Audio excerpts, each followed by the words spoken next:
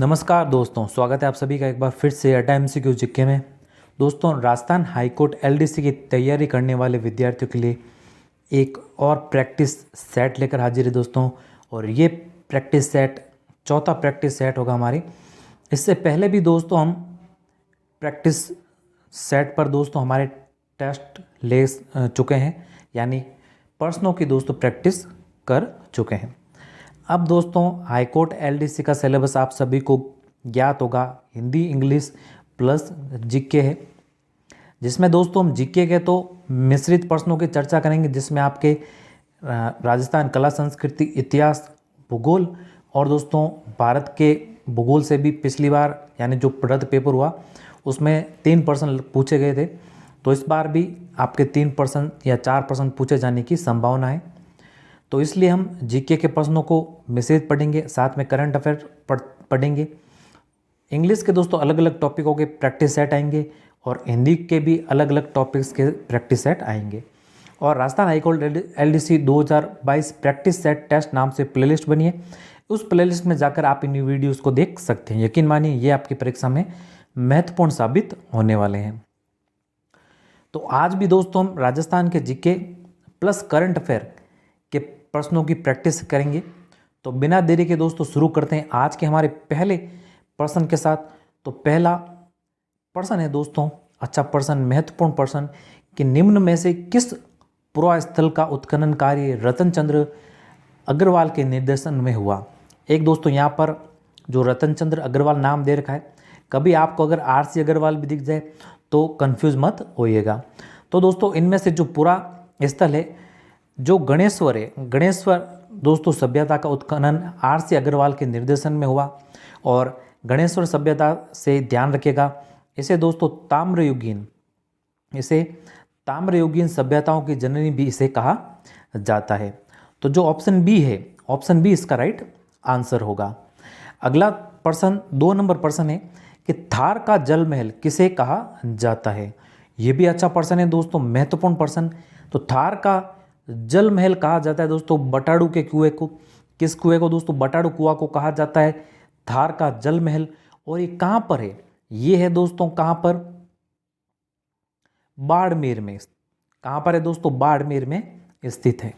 तो ऑप्शन जो ब है, ऑप्शन ब इस प्रश्न का राइट आंसर है। अगला 3 नंबर प्रश्न दोस्तों, राजस्थान राज्य विद्युत मंडल की स्थापना हुई। तो राजस्थान राज्य विद्युत मंडल की स्थापना कब हुई थी दोस्तों? ये हुई 1 जुलाई 1957 को। तो ऑप्शन द इसका राइट आंसर होगा। अगला 4 नंबर प्रश्न, साबरमती नदी का उद्गम स्थान बताइए। तो साबरमती नदी का, ये भी दोस्तों अच्छा प्रश्न है। तो साबरमती नदी का दोस्तों उद्गम स्थल कहाँ पर है? यह है अरावली की पहाड़ियाँ, उदयपुर झाड़ोल नामक स्थान से। कहाँ से दोस्तों? झाड़ोल स्थान से। और जो साबरमती नदी है ये क्या है? गुजरात की एक मुख्य नदी है। तो इसका सही उत्तर ऑप्शन ब होगा। अगला प्रश्न है 5 नंबर प्रश्न, इंडियन स्टैंडर्ड टाइम और ग्रीनविच होगा दोस्तों। यहाँ पर ग्रीनविच टाइम में कितना अंतर है? तो ग्रीनविच और इंडियन मानक टाइम में कितना अंतर है दोस्तों? 5 घंटे 30 मिनट का। कितना अंतर है? 5 घंटे 30 मिनट का। तो जो ऑप्शन है वो इसका राइट आंसर होगा। अगला 6 नंबर प्रश्न है दोस्तों, भारत की उत्तर से दक्षिण तक की लंबाई कितनी है। अब दोस्तों भारत की उत्तर से दक्षिण की लंबाई की बात करें,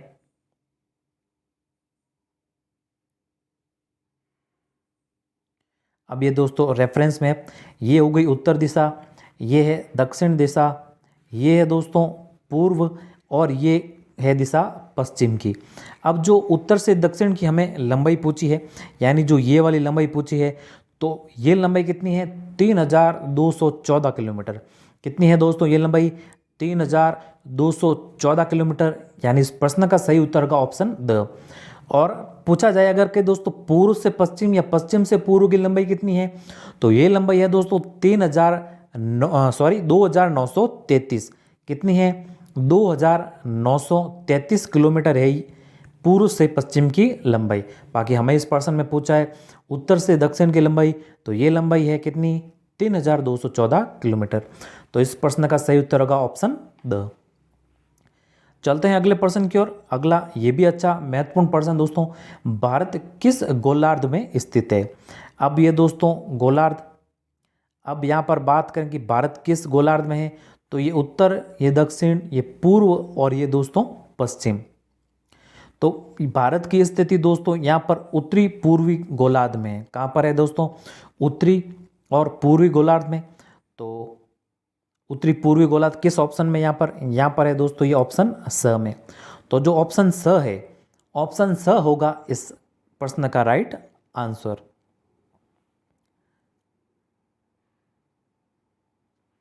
अगला है 8 नंबर प्रश्न, राजस्थान में ऊंट अनुसंधान केंद्र किस जिले में स्थित है? तो दोस्तों राजस्थान में ऊंट अनुसंधान केंद्र है कहाँ पर? बीकानेर में। कहाँ पर है दोस्तों? बीकानेर में। और बीकानेर में भी दोस्तों जोड़बीड़, कहाँ पर? जोड़बीड़ नामक स्थान पर, जो कि है बीकानेर में ऊंट अनुसंधान केंद्र। और यहाँ पर दोस्तों ऊंट के जो दूध होता है उससे दवाइयाँ भी निर्मित होती है। और अभी हाल ही में दोस्तों ऊंट के दूध से चॉकलेट भी निर्मित की गई है, तो वो भी दोस्तों चर्चा का विषय है। तो ये प्रश्न पूछा जा सकता है। तो ऑप्शन ब इस प्रश्न का राइट आंसर होगा। अगला है 9 नंबर प्रश्न, निम्न में से कौन सी पर्वत श्रेणियां नवीनतम है? तो इनमें से दोस्तों जो नवीनतम पर्वत श्रेणी है वो है दोस्तों हिमालय। कौन सी है दोस्तों? हिमालय। तो ऑप्शन ब इस प्रश्न का राइट आंसर होगा। अगला प्रश्न है 10 नंबर प्रश्न दोस्तों, तख्त सागर नामक तालाब राजस्थान के किस जिले में है? तो दोस्तों तख्त सागर नामक तालाब ये है दोस्तों राजस्थान के जोधपुर जिले में। कौन से जिले में? जोधपुर जिले में। इसका राइट आंसर होगा। अगला 11 नंबर प्रश्न, राजस्थान का तेजाजी पशु मेला निम्नलिखित नस्लों में से किस एक के लिए प्रसिद्ध है? तो दोस्तों राजस्थान के सबसे पहले तेजाजी पशु मेले की बात करें तो दोस्तों जो तेजाजी का पशु मेला है ये परबतसर, कहाँ पर दोस्तों? परबतसर नागौर में। परबतसर नागौर में ये मेला भरता है। और ये दोस्तों नागौरी गाय के लिए, किसके लिए दोस्तों? मुख्यतः नागौरी गाय के लिए प्रसिद्ध है। तो ऑप्शन द इसका राइट आंसर होगा। और ये मेला आमदनी की दृष्टि से राजस्थान का सबसे बड़ा मेला है। और एक चीज़ और ध्यान रखिएगा, जो जोधपुर के महाराजा थे अजीत सिंह ने दोस्तों इस मेले की शुरुआत की थी। ध्यान रखिएगा, अच्छा प्रश्न बनता है इससे भी कि इस मेले की शुरुआत किसने की थी? तो जोधपुर के महाराजा अजीत सिंह ने। कहाँ पर बढ़ता है? परबतसर नागौर में। और नागौरी गाय के लिए दोस्तों ये मेला प्रसिद्ध है। तो ऑप्शन द इस प्रश्न का राइट आंसर होगा। अगला है अब 12 नंबर प्रश्न, ये भी अच्छा और शानदार प्रश्न दोस्तों, राजस्थान में गेहूं और दलहन पर राष्ट्रीय खाद्य सुरक्षा मिशन किस वर्ष प्रारंभ किया गया? तो दोस्तों राजस्थान में गेहूं और दलहन पर जो राष्ट्रीय खाद्य सुरक्षा मिशन है ये प्रारंभ किया गया सन 2007-8 में। कब प्रारंभ हुआ? 2007-8 में। तो ऑप्शन ब इसका राइट आंसर होगा। अगला प्रश्न है 13 नंबर प्रश्न, 1973 में रावतबाटा में राजस्थान अणु शक्ति परियोजना की स्थापना किस देश के सहयोग से हुई? तो राजस्थान में रावतबाटा कहाँ पर है दोस्तों? सबसे पहले बात करें तो ये है चित्तौड़गढ़ में। कहाँ पर है? चित्तौड़गढ़ में। और इसकी स्थापना 1973 में कनाडा देश के सहयोग से हुई थी। किस देश के सहयोग से दोस्तों? कनाडा देश के। तो ऑप्शन द इस प्रश्न का राइट आंसर होगा। अगला प्रश्न है अब 14 नंबर प्रश्न कि निम्न में से किस औद्योगिक क्षेत्र को जापानी जोन के नाम से जाना जाता है? तो दोस्तों ये जाना जाता है नीमराणा को। किसको दोस्तों? नीमराणा को जापानी जोन के नाम से जाना जाता है, क्योंकि दोस्तों ये एक इंडस्ट्रियल एरिया है और ये है दोस्तों अलवर। नीमराणा कहाँ पर है दोस्तों? अलवर में। तो इससे जापानी जोन के नाम से जाना जाता है नीमराणा क्षेत्र को, क्योंकि यहाँ पर सबसे ज़्यादा दोस्तों औद्योगिक क्षेत्र है और इंडस्ट्रियल एरिया यानी इंडस्ट्री यहाँ पर सबसे ज़्यादा है, इस कारण इसको जापानी जोन कहते हैं। तो जो ऑप्शन स है वो इस प्रश्न का सही उत्तर है। अगला है 15 नंबर प्रश्न, प्रसिद्ध स्मारक सुनहरी कोठी स्थित है। ये भी अच्छा प्रश्न दोस्तों। तो सुनहरी कोठी स्थित है वो कहाँ पर है? टोंक में। कहाँ पर है दोस्तों? टोंक में। ऑप्शन स इसका राइट आंसर होगा। अगला है 16 नंबर प्रश्न, राजस्थान में दानचंद चोपड़ा की हवेली कहाँ स्थित है? ये भी अच्छा प्रश्न है दोस्तों। तो दानचंद चोपड़ा की हवेली सुजानगढ़। कहाँ पर है दोस्तों? सुजानगढ़। और सुजानगढ़ चूरू डिस्ट्रिक्ट में है। कहाँ पर है दोस्तों? चूरू डिस्ट्रिक्ट में। तो ऑप्शन ब इस प्रश्न का राइट आंसर है। अगला है अब 17 नंबर प्रश्न, जयपुर में हवा महल का निर्माण किसने करवाया?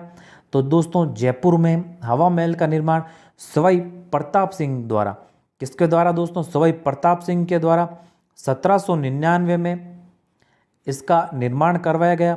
और हवा महल का निर्माण दोस्तों झुंझुनू के खेतरी महल को प्रभावित होकर, खेतरी महल से दोस्तों प्रभावित होकर प्रताप सिंह ने हवा महल का निर्माण करवाया था। ध्यान रखिएगा, खेतरी महल है वो कहाँ पर है? झुंझुनू में। और इससे प्रभावित होकर 1799 में सवाई प्रताप सिंह ने जयपुर में दोस्तों हवा महल का निर्माण करवाया था। तो जो ऑप्शन ब है वह इसका राइट आंसर है। अगला है 18 नंबर प्रश्न, राजस्थान के किस नगर में प्रसिद्ध मीनाकारी गहने बनाए जाते हैं? तो मीनाकारी के लिए दोस्तों राजस्थान का जो जयपुर जिला है वो प्रसिद्ध है।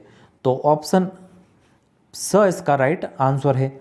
अगला है 19 नंबर प्रश्न, निम्न में से कौन सा युग्म सही सुमेलित नहीं है?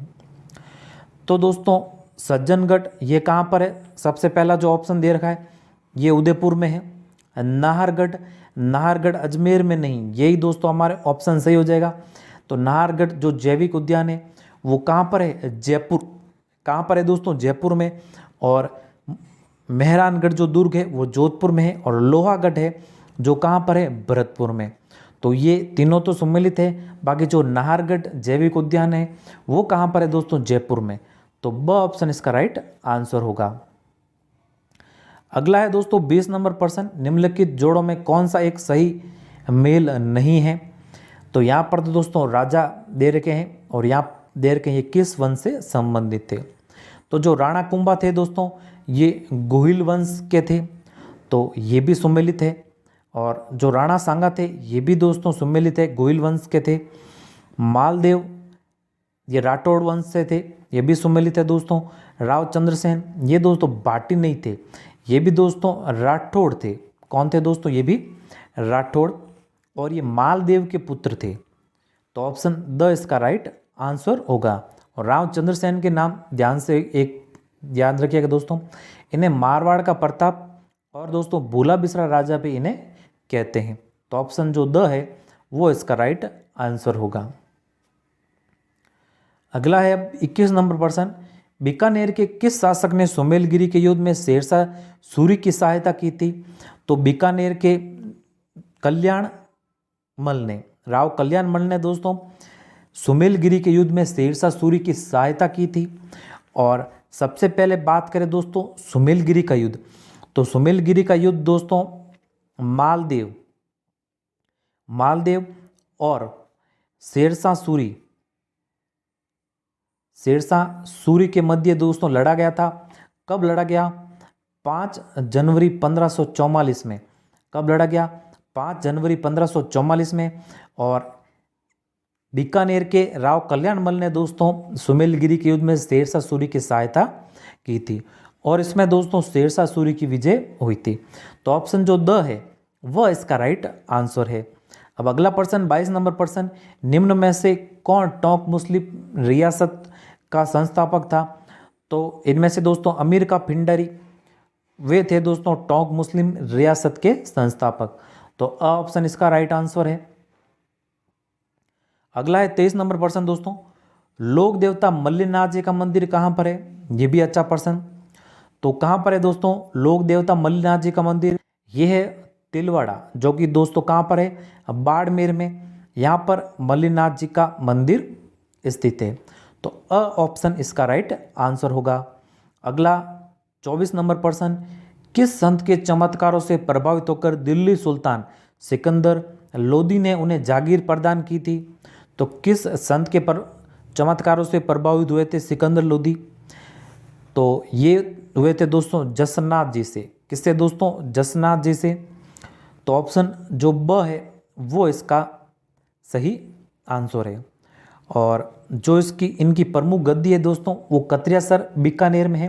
और जो अग्नि नृत्य है दोस्तों वो भी जसनाती संप्रदाय के लोग करते हैं। और इनके जो अनुयायी होते हैं वो दोस्तों 36 नियमों का पालन करते हैं। कितने नियमों का दोस्तों? 36 नियमों का।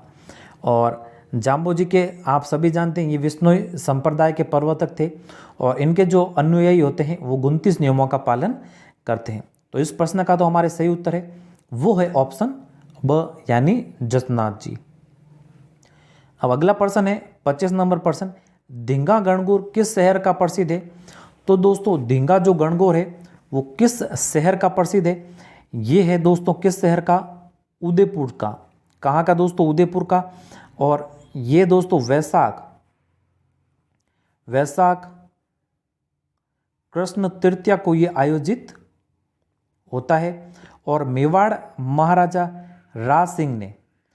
महाराजा दोस्तों राज सिंह ने इसकी शुरुआत की थी उदयपुर से।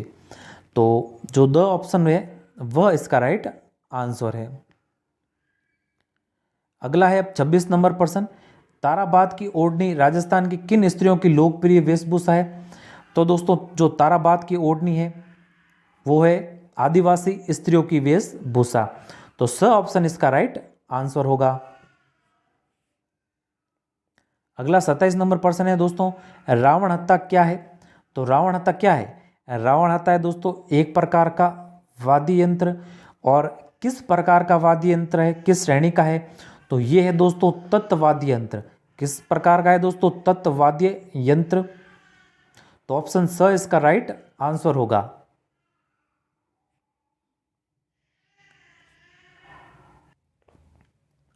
चलते हैं दोस्तों अगले प्रश्न की ओर। अगला प्रश्न है अब 28 नंबर प्रश्न, वंश भास्कर के रचयिता कौन है? तो दोस्तों वंश भास्कर के रचयिता, अच्छा प्रश्न ये भी। तो वंश भास्कर के रचयिता है सूर्यमल मिश्रण। ब ऑप्शन इसका राइट आंसर होगा। अगला 29 नंबर प्रश्न, राजस्थान में 1857 में पहला विद्रोह कब और कहाँ हुआ? तो 1857 का राजस्थान में पहला विद्रोह दोस्तों नसीराबाद से 28 मई 1857 को हुआ। तो अ ऑप्शन इसका राइट आंसर है। अब अगला 23 नंबर प्रश्न है दोस्तों, अच्छा प्रश्न ये भी, कोटा रियासत में प्रजामंडल की स्थापना कब हुई? तो दोस्तों कोटा रियासत में प्रजामंडल की स्थापना कब हुई? ये हुई दोस्तों कब? 1938 में। कब हुई? 1938 में। और इसकी स्थापना दोस्तों पंडित नैनूराम शर्मा ने की। किन्होंने की दोस्तों? पंडित नैनूराम शर्मा ने। तो ऑप्शन स इसका राइट आंसर होगा। अगला है 31 नंबर प्रश्न, राजस्थान निर्माण के प्रथम चरण में मत्स्य संघ नाम रखने का सुझाव किसने दिया? तो राजस्थान निर्माण में यानी जो राजस्थान का एकीकरण हुआ था इसका प्रथम चरण का नाम था दोस्तों मत्स्य संघ। और इसका नाम रखने का सुझाव किसने दिया? के एम मुंशी ने दिया। किसने दिया दोस्तों? के एम मुंशी ने। तो ब ऑप्शन इसका राइट आंसर है। अब अगला 32 नंबर प्रश्न है दोस्तों, बिजोलिया किसान आंदोलन का प्रमुख केंद्र था, इसे प्राचीन काल में किस नाम से जाना जाता था? तो दोस्तों बिजोलिया किसान आंदोलन का एक प्रमुख केंद्र था और इसे दोस्तों प्राचीन काल में विजयावल्ली के नाम से जाना जाता था। और बिजोलिया प्राचीन काल में दोस्तों एक क्या था? ठिकाना था। क्या था दोस्तों? ठिकाना। और अशोक परमार द्वारा इसकी स्थापना की गई थी। और ये मेवाड़ का दोस्तों प्रथम श्रेणी का ठिकाना था। तो इस चीज़ के बारे में भी थोड़ा आप ध्यान में रखिएगा। तो ब ऑप्शन इस प्रश्न का राइट आंसर है। अब अगला प्रश्न है 33 नंबर प्रश्न, जोधपुर महाराजा हनवंत सिंह के पाकिस्तान में मिलने की योजना का पर्दाफाश किस समाचार पत्र में किया गया था? तो बेहद ही शानदार और अच्छा प्रश्न दोस्तों। जब राजस्थान का एकीकरण हो रहा था तो कुछ रियासतें तो दोस्तों भारत में मिलना चाहती थी, कुछ रियासतें पाकिस्तान में रहना चाहती थी और कुछ रियासतें दोस्तों अपने आप को स्वतंत्र घोषित रहना चाहती थी। तो उनमें से जो मारवाड़ रियासत है यानी जोधपुर, और दोस्तों आपने भोपाल के बारे में भी पढ़ा होगा, तो ये कुछ ऐसी रियासतें थी जो पाकिस्तान में मिलना चाहती थी। तो मारवाड़ दोस्तों एक बहुत बड़ा क्षेत्र था और भारत के राजनीतिक और भौगोलिक दृष्टि से दोस्तों जोधपुर एक महत्वपूर्ण स्थान रह जाता, और अगर ये पाकिस्तान में मिल जाता तो भारत को भौगोलिक और राजनीतिक दोनों ही दृष्टि से नुकसान होता। लेकिन दोस्तों सरदार वल्लभ भाई ने दोस्तों हनवंत सिंह को समझाकर जोधपुर रियासत को दोस्तों भारत में मिलाया, और इसका जो पर्दाफाश किया था कि जो हनवंत सिंह है जोधपुर के महाराजा और भोपाल के दोस्तों जो नवाब हमीदुद्दौला थे, ये भी पाकिस्तान में मिलना चाहते थे। लेकिन एक अखबार था, इस अखबार का नाम था दोस्तों रियासती। क्या नाम था? रियासती। और इसने दोस्तों इसका पर्दाफाश किया था। तो ऑप्शन द इसका राइट आंसर होगा। बेहद ही शानदार प्रश्न है दोस्तों ये। और इसका जो प्रकाशन किया था वो दोस्तों सुमनेश जोशी ने दोस्तों इसका प्रकाशन किया था। तो अच्छा प्रश्न है, महत्वपूर्ण प्रश्न, थोड़ा डीपली पूछा गया प्रश्न है ये, तो पूछ सकते हैं आपको एग्जाम में। तो द ऑप्शन इसका राइट आंसर है। अगला है अब 34 नंबर प्रश्न दोस्तों, ये भी अच्छा प्रश्न। रामनवमी कब मनाई जाती है? तो रामनवमी दोस्तों कब मनाई जाती है? ये मनाई जाती है दोस्तों चैत्र शुक्ल नवमी को।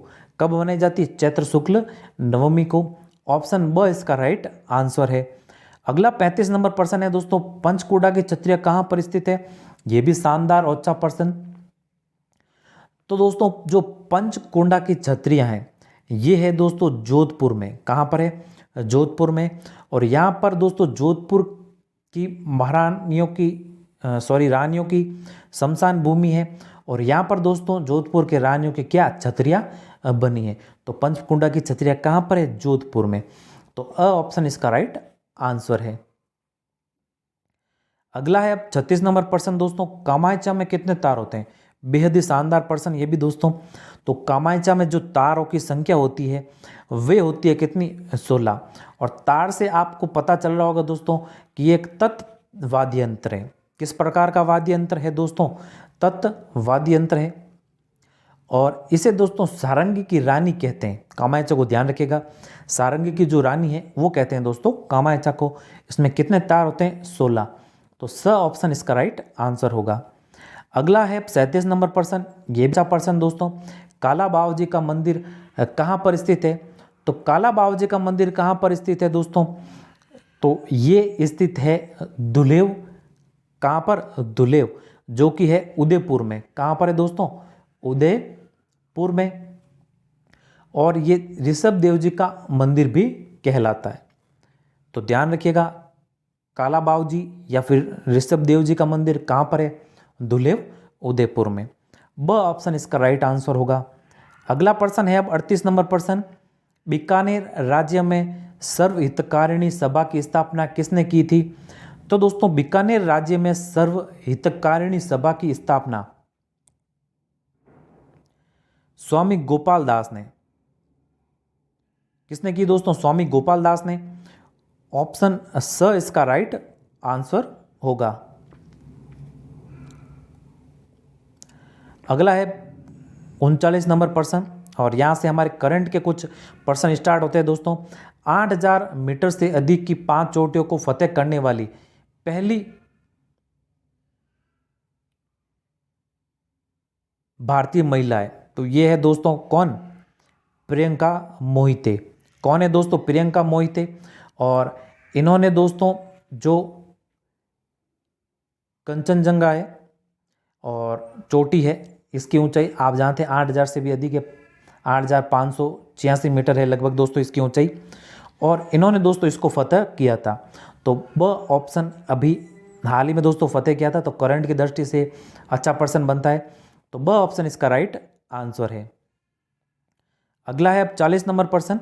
11 अप्रैल 2022 को वर्ष 2021 के लिए किसे प्रतिष्ठित ज्ञानपीठ पुरस्कार प्रदान किया गया?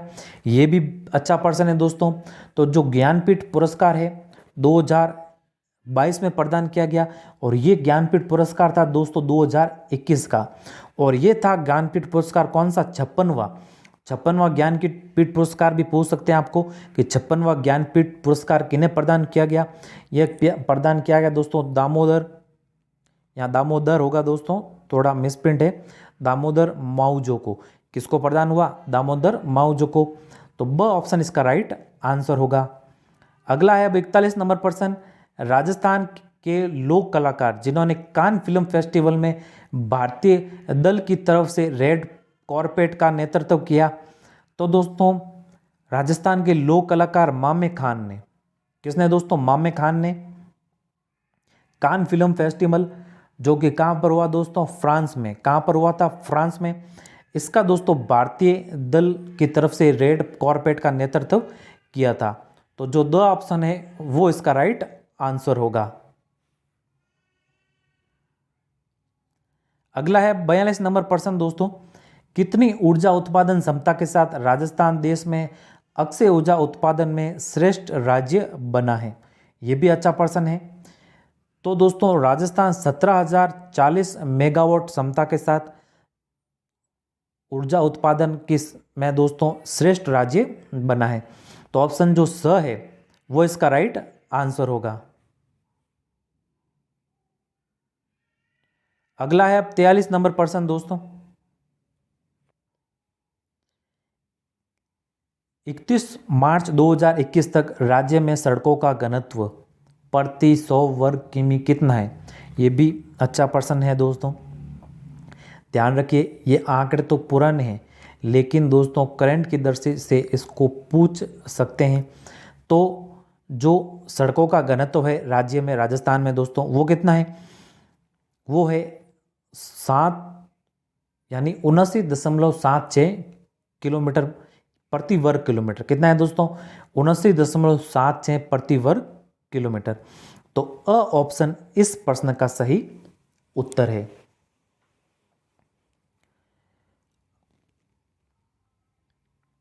अब अगला पर्सन है दोस्तों 44 number person. World happiness index 2022 में भारत का स्थान रहा है। तो दोस्तों वर्ल्ड हैप्पीनेस इंडेक्स 2022 में भारत का कौन सा स्थान रहा है?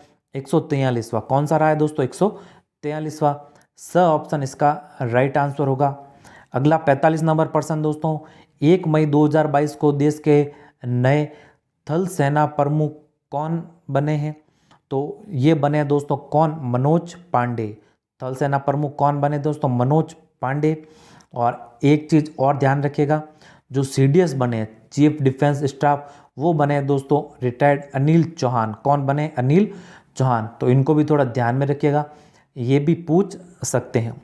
तो अ ऑप्शन इसका राइट आंसर है। अगला 46 नंबर पर्सन। हाल ही में कौन डायमंड लीग ट्रॉफी जीतने वाले पहले भारतीय एथलीट बने हैं? तो ये भी अच्छा पर्सन है दोस्तों।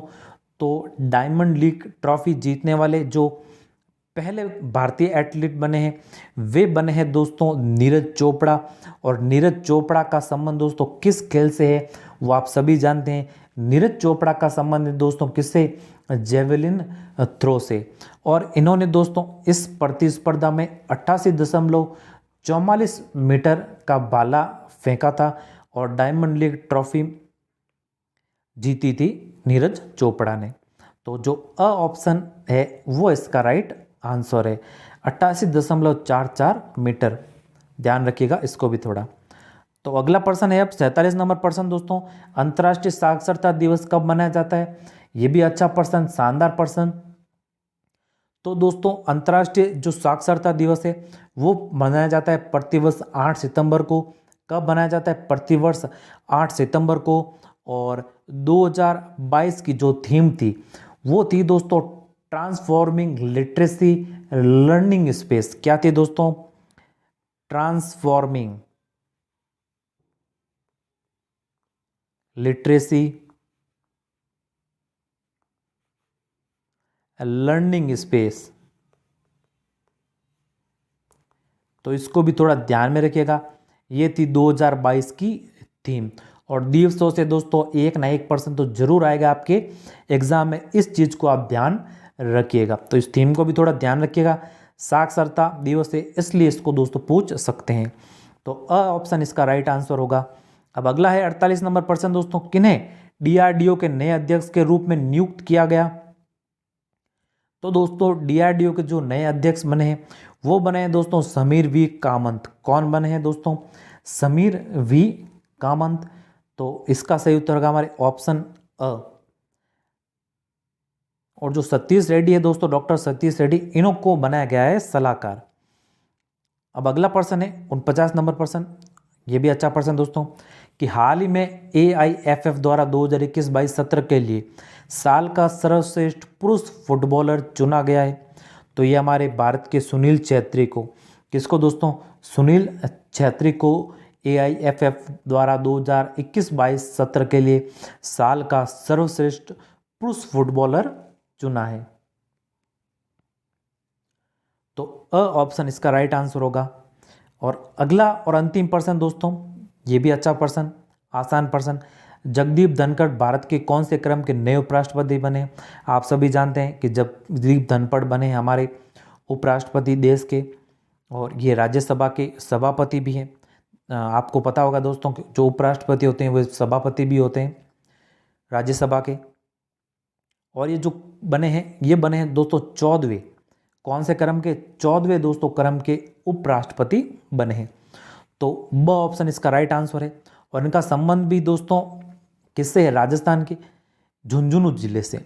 कौन से दोस्तों? राजस्थान के झुंझुनू जिले से इनका संबंध है। तो ब ऑप्शन इसका राइट आंसर होगा।